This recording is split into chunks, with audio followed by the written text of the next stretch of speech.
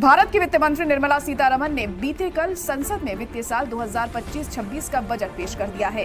केंद्रीय बजट में अल्पसंख्यक मामलों के मंत्रालय को 3,350 करोड़ आवंटित किए गए हैं। ये रकम पिछले साल के बजट के अनुमान से 166 करोड़ ज्यादा है।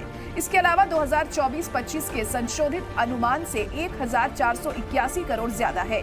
इससे पहले अल्पसंख्यक मामलों के मंत्रालय को 3,183 करोड़ 24 लाख आवंटित किए गए थे, लेकिन संशोधित अनुमान 1,868 करोड़ 18 लाख रहा, जो खर्च में अहम कमी को दर्शाता है।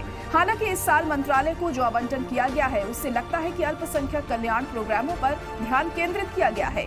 अल्पसंख्यक बच्चों की पढ़ाई को बेहतर करने के लिए 678 करोड़ का प्रावधान किया गया है।